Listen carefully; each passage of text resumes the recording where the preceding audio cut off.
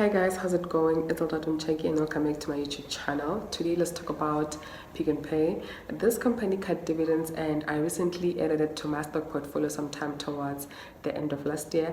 I bought it hoping that they will continue to pay dividends and I was going to benefit. The company had reported losses and looking at their finances for the previous years, honestly it was not that bad. That is why I bought shares in it. At the time when I chose to buy shares in it, I knew that it is not doing so well, but also it was not that bad. And also I believed in their business.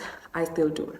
The stock is not performing so bad. If we look at the share price chart, it's been doing well for the past 12 months, being up by 12% and 30% in the past month. And remember that none of my videos constitute as financial advice. I am not a financial advisor. The stock is not performing so bad even after reporting financial losses. But as I always say that there is a company and there is a stock, and a stock is not necessarily a company. I expected Pick n Pay stock to decline immediately after they published their earnings report because earnings is a factor that affects share price. When a company reports losses, people tend to be taken by their emotions and sell shares in that stock. And for a company like Pick n Pay that is in a lot of financial trouble, you cannot expect it to perform in the best way, but it is proving us wrong. It is proving me wrong. I don't know about the others, but it is proving me wrong. But anything can happen, honestly. We don't know what the share price will do a week, a month, or a year from now.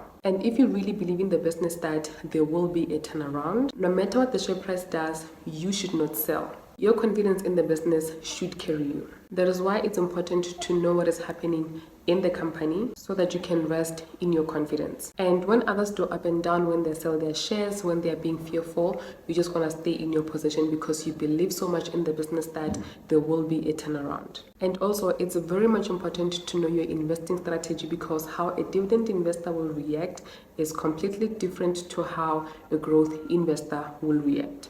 So let's look at the company's key financial indicators.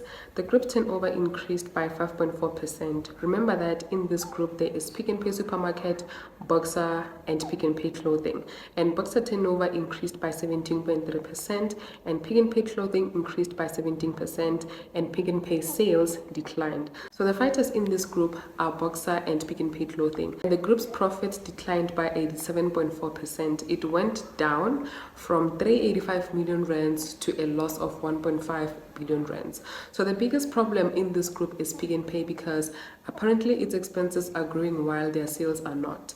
And for a company to be profitable, remember that sales needs to be growing and expenses staying the same or decreasing.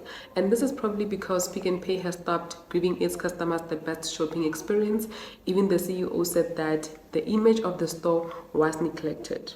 And even a lot of people testified that the shopping experience has become the worst. And remember that without customers, there are no sales, and no sales results to no cash and a decline in profits. And these are important to investors because if we are going to talk about investing for long term, it should be in a company that can sustain profits. Remember that a company can be good today, but not so good tomorrow. So to be comfortable that you're investing in a certain company for a long haul, it should be that the company is in a good financial position to avoid the risk of losing your money because the share price will decline or they will cut dividends. And as an investor, dividend or growth, you need not to worry about the company that much. You don't want to jump through hoops because of a company.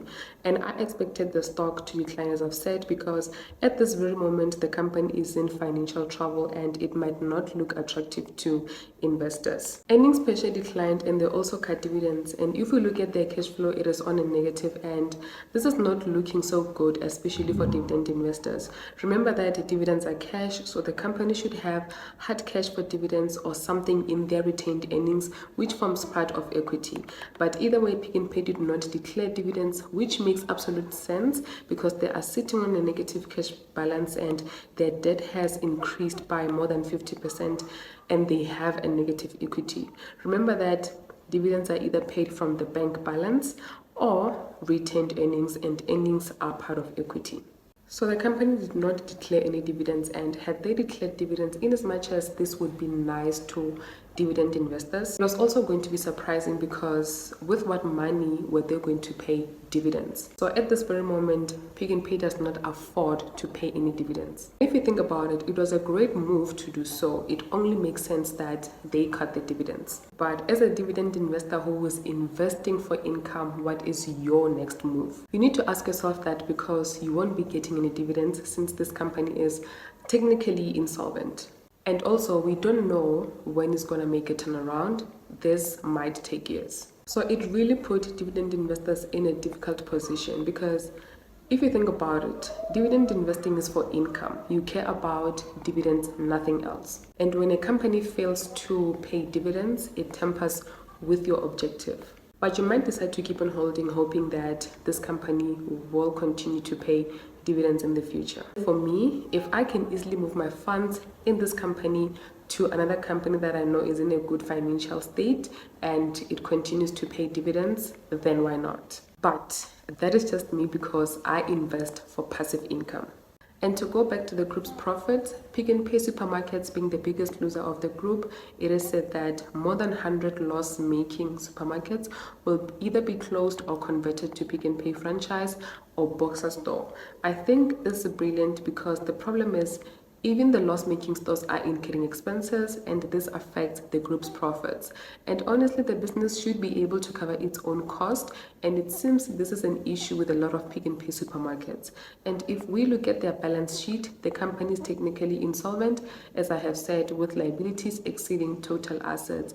So there is a lot of work to be done and it will most definitely take time. The CEO did say that the turnaround initiatives will be achieved over the medium term, and we are talking 2 to 5 years. So from a growth investing point of view, somebody might see an opportunity. I personally think that there is growth potential and it looks like they are starting from scratch. They're going to focus on Boxer, get it to be profitable, recover the losses, and then move to focusing on Pick n Pay. And with Pick n Pay, it is going to be a whole new strategy if you really think about it. And this is going to require an extensive research and analysis because they did say that the problem is they put Pick n Pay in areas where Boxer was going to make a whole lot of sense. That's why they're going to convert some of Pick n Pay stores to Boxer. And honestly, you hardly go wrong with supermarket business, and that is why I believe wholeheartedly that there will be a turnaround. But right now, for me as a dividend investor, it was ideal for me to sell my shares in this company. It was going to be a different case if maybe they cut dividends to take the money and put it into expanding the business. It was going to be a different case. I was not going to sell my shares if that was the case. But in this case, this company is in financial distress and they cut dividends because they do not afford to pay dividends and they need to recover and get back to being profitable so they can turn their profits into cash and be able to pay dividends. So it's a bit tricky for me, like looking at their finances and thinking of how this affects me as a dividend investor. But for now, I guess it's a matter of waiting to see the company's turnaround. It will obviously take years, but maybe when it happens, maybe I will catch the train again because investing in a supermarket store is a bit of a defensive move. Like I've said, you hardly go wrong with a supermarket stock. It is considered to be a defensive stock and it is advisable that you have it in your portfolio. So when I bought Pick n Pay, I was looking at that to say you need to have at least one company in your portfolio that is in the supermarket business. So I guess it's a matter of waiting on this company and see what the turnaround is going to look like. So this is it from me. I will see you in my next video. I will be doing a portfolio update and showing the stock I added to replace Pick n Pay. See you next week. Bye.